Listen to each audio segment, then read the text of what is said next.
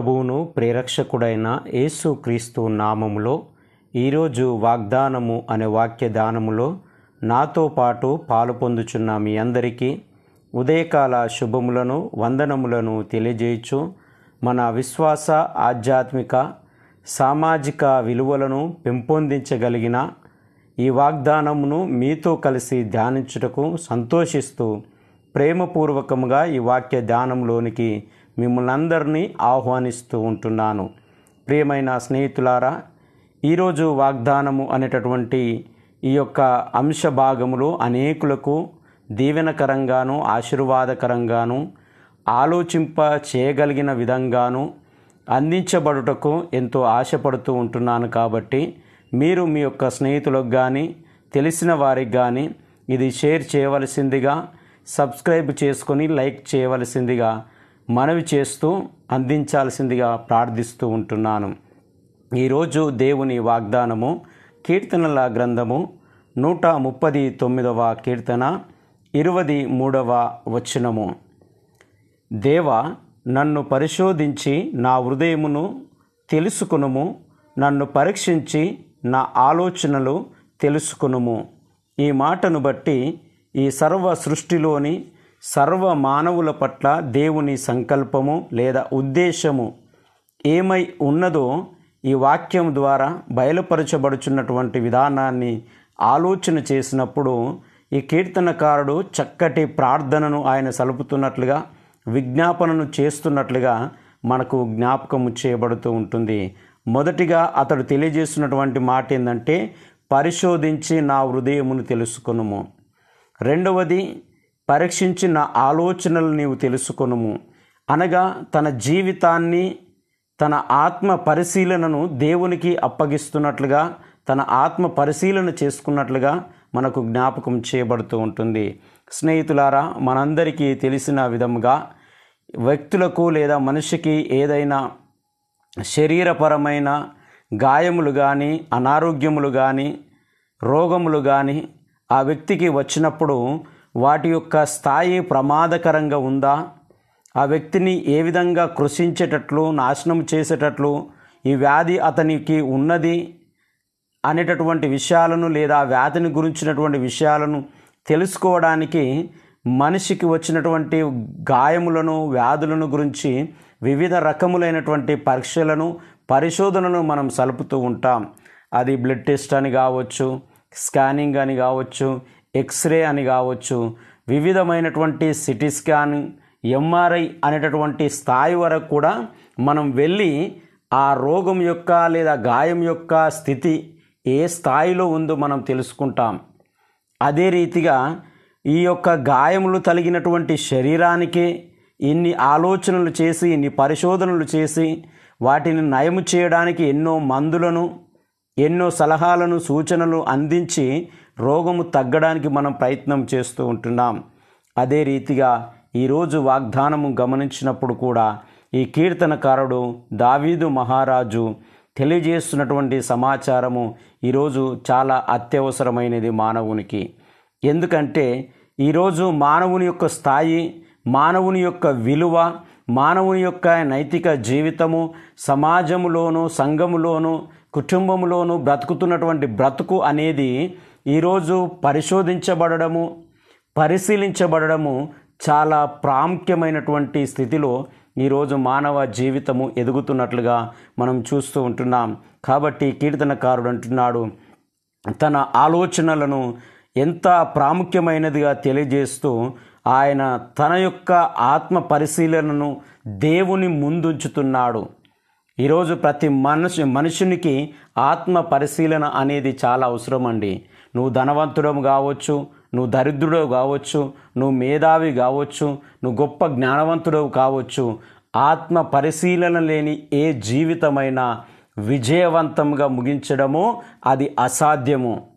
నీవు నిత్యము, నేను నిత్యము ఏం చేస్తున్నాము, మన ప్రవర్తన ఏ స్థాయిలో ఉంది, మన నడవడిక ఏ స్థాయిలో ఉంది అని తెలుసుకుంటూ మనం ప్రవర్తించడము ఎంతో శ్రేయస్కరమైనది అని జ్ఞాపకం చేయబడుతూ ఉంటుంది.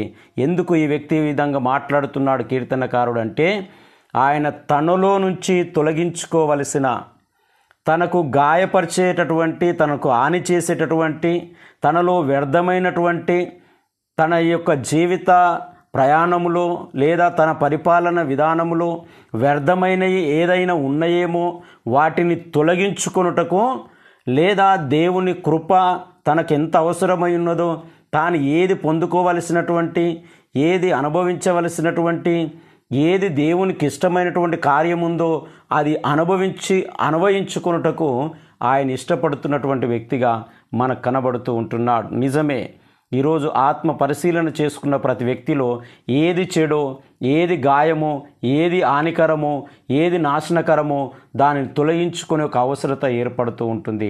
జ్ఞానం పొందుకుంటాం దానివలన.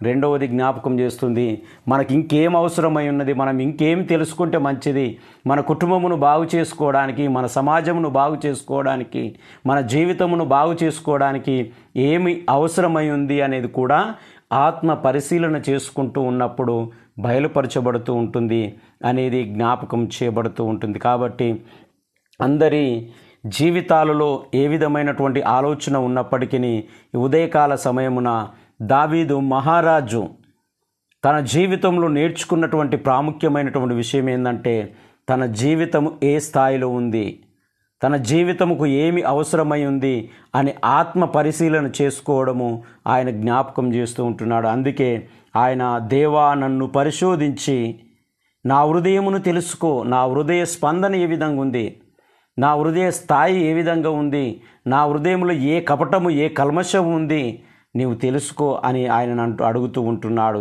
రెండవది, నన్ను పరీక్షించి నా ఆలోచనలు తెలుసుకునుము. ఈరోజు మానవుని ఆలోచనలు ఎట్టున్నాయండి?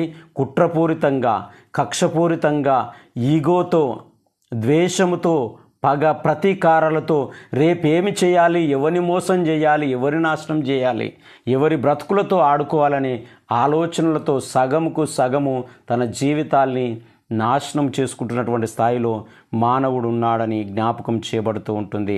ఇలాంటి నశించిపోతున్న ఆత్మ పరిశీలన చేసుకొని తమ జీవితాలను వ్యర్థంగా గడిపినటువంటి వ్యక్తులు బైబిల్ గ్రంథంలో కూడా అనేకులు ఉన్నారు. వారిలో మనకు అర్థం కావడానికి ఒక ఇద్దరు వ్యక్తులను జ్ఞాపకం చేయడానికి ఇష్టపడుతూ ఉంటున్నాను. మొదటి వ్యక్తి సంసోను. ఆయన ప్రత్యేకమైనటువంటి ఉద్దేశం కొరకు దేవుడు ఆయనను ఇచ్చినాడు. ఆయనను ప్రత్యేకమైనటువంటి, ఆయన పేరు వింటేనే చుట్టుప్రక్కల ఉన్నటువంటి వారు వణికినటువంటి స్థాయికి ఎదిగినటువంటి వ్యక్తి. తాను ఏమి చేస్తున్నాను తాను పరిశీలించుకోలేక, పరీక్షించుకోలేక, ఆత్మ పరిశీలన చేసుకోలేక తన జీవితంను ఎంత వ్యర్థమైనదిగా నాశనం చేసుకున్నాడో పరిశుద్ధ గ్రంథం మనకు జ్ఞాపకం చేస్తూ ఉంటుంది.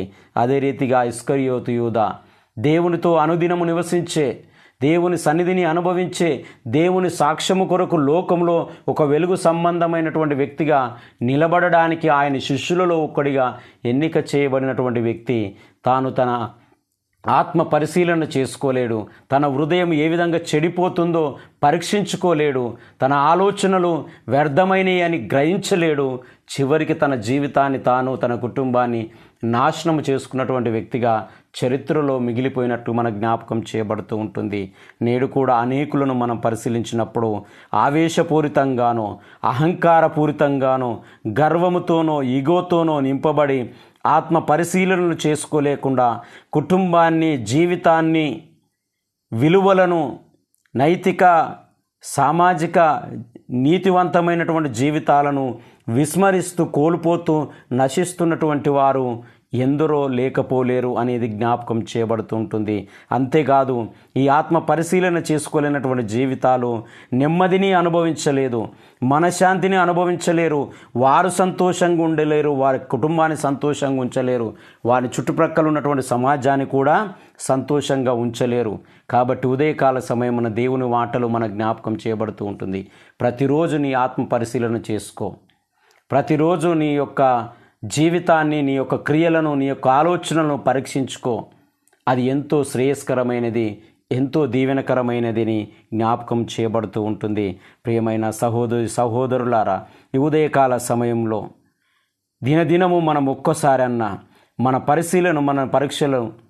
పరిశీలన చేసుకున్నప్పుడు, మన ఆత్మ పరిశీలన చేసుకున్నప్పుడు మన హృదయములో వ్యర్థమైనటువంటి ఆలోచనలను, కపటపూరితమైనటువంటి స్వభావములు నిర్లక్ష్యముతో కూడినటువంటి ఆలోచనలు మనల్ని ఏమైనా ఉన్నాయేమో అని బయలుపరచబడుతూ ఉంటాయి అనేది జ్ఞాపకం చేయబడుతూ ఉంటుంది.